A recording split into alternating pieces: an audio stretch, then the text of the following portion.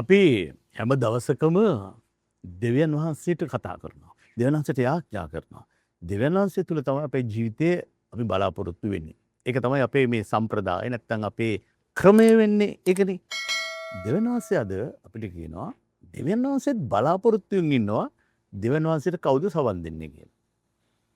දෙවියන් වහන්සේගේ සවන් දීම තුල අපේ ජීවිතවල වෙනසක් ඇති කරගන්න හැටි තමයි අද උන්වහන්සේ අපිට වචනය තුලින් පැහැදිලි කරලා දෙන්නේ. මේ පැහැදිලි කිරීම දෙවියන් වහන්සේට සවන් දෙනවා කියන්නේ දෙවියන් වහන්සේ මොන පැත්තකින් හරි අපිට වචනේ ලබා දෙනවා.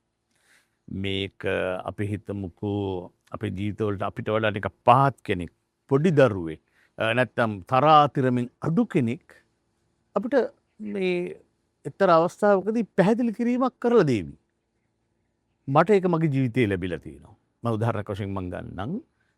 මම ඒතරට මට ලේසි මට ඔක ටික පැහැදිලි කරලා දෙන්න. දවසක් මට තිබුණා එක්තරා තැනක දේව වචන බෙදා ගන්න. මං සූදානමක් තිබුණේ නැහැ ඒ වෙලාවේ. හදිසි ෂණිකව මට ආරාධනාවක් කළේ.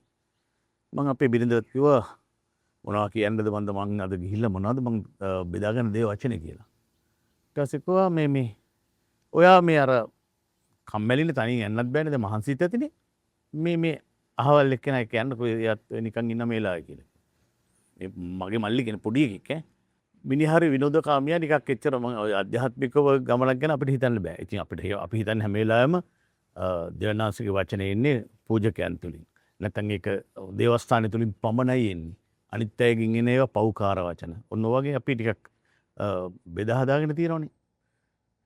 මම එච්චර කැමැත්තක් දැක්වෙත් නෑ අර මලයා එක්ක ওই ගමන යන්න. නැත්නම් මගේ මයින්ඩ් එක තවත් වෙනස් වෙයි. මේ මනුස්සයා මොනවා කියේද දන්නේ මම ඔක එන්නේ කොහොමද? කොහොම හරි අවසානයේ මට යන්න සිදු වුණා ඔහු එක්ක මගේ රථයට ඔහු නංගගෙන අපි දෙන්න කයියක් ගහ යනවා. මෙන්න මේ මනුස්සයා මට කියනවා ඒ දෙවියන්ගේ අමුතු දේවල් එයා කියනවා. අයියේ මෙන්න මේ මෙහෙම වුණොත් නේ අපිට දෙවියන් වහන්සේ අපිට ආදරය කරන්නේ. මම මේක අත්දැකලා තියෙනවා කියලා. මට අර ගමන යන්න පුරාටම මේ පොඩි මල්ලියා දෙවියන් වහන්සේ ගැන මට උගන්වන්න ගත්තා. දැන් මං කල්පනා කරලා බැලුවා. දැන් මගේ අවශ්‍යතාවය තිබුණේ දේව වචනේ බෙදා ගන්න. ඒකට මං සූදානම් නැහැ. හැබැයි දෙවියන් වහන්සේගේ අවශ්‍යතාවය තිබුණ දෙවියන් වහන්සේට සවන් දෙන පුද්ගලයාට කතා කරන්න. උන්වහන්සේ මට අර දරුවා තුලින් අර මල්ලි තුලින් මට අවශ්‍ය කරන දේ සැපයුවා. ඉතින් එතනදී වගේම අපිට අන්න ඒ වගේ මොන පැත්තකින් හරි අපේ ජීවිතවලට දෙවියන් වහන්සේ කතා කරනවා.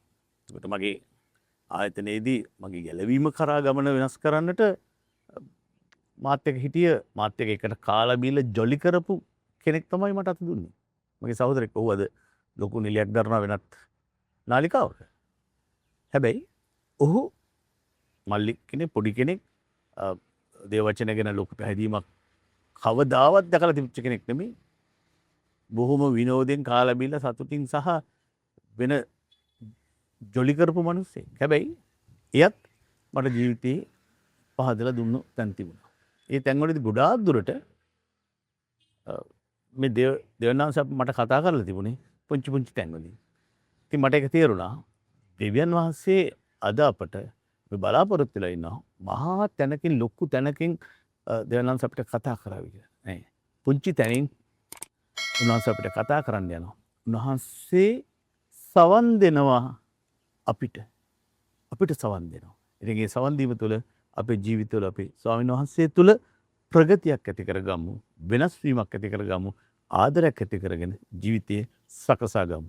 ලස්සන දවසක් අද. ජේසුස් පිටයි.